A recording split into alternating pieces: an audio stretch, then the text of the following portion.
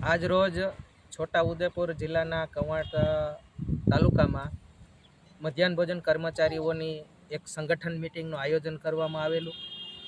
આયોજનની અંદર મધ્યાહન ભોજન કર્મચારીઓને મૂંઝવતા પ્રશ્નો બાબતે ચર્ચા કરવામાં આવી.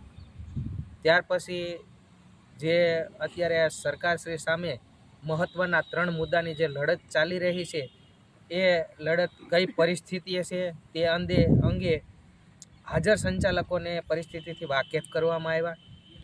3 મુદ્દાની અંદર પહેલો જે 220 રૂપિયા 4 કલાક કરતાં વધારે જે કામગીરી છે તેના માટે વેતન ચૂકવવા બાબતનું. બીજો મુદ્દો છે જે 60 વર્ષ વય નિવૃત્તિ મર્યાદા છે તે વધારીને 65 વર્ષ કરવા બાબતની રજૂઆત.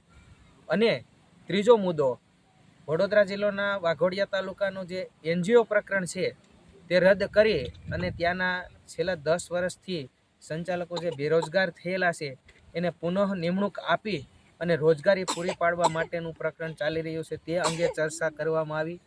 આ બધી ચર્ચાઓ સરકારશ્રી સામે નિર્ણાયક તબક્કામાં છે. આ અંગે જે છેવાડાનો જિલ્લો છે છોટાઉદેપુર જિલ્લો, જેના સંચાલકોને આ બાબતે કંઈ માહિતી નહોતી તે માહિતીથી માહિતગાર કરવામાં આવ્યા.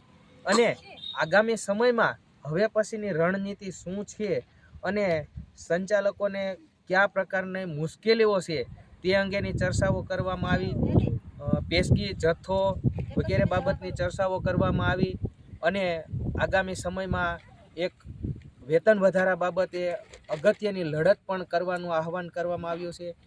સ્થળ ઉપર હાજર પાવી જેતપુર અને કવાંટ તાલુકાના હાજર સંચાલકોએ બધાએ એવો દ્રઢ નિર્ધાર કર્યો છે કે વેતન વધારો લઈને જ અમે જંપીશું અને આગામી સમયમાં જે કાંઈ સહકારની જરૂર પડશે તે સપોર્ટ કરશું.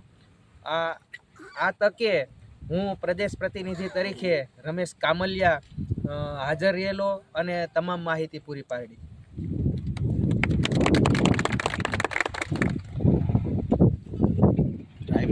ચાલો હવે બધાને તમ તારે જવું હોય.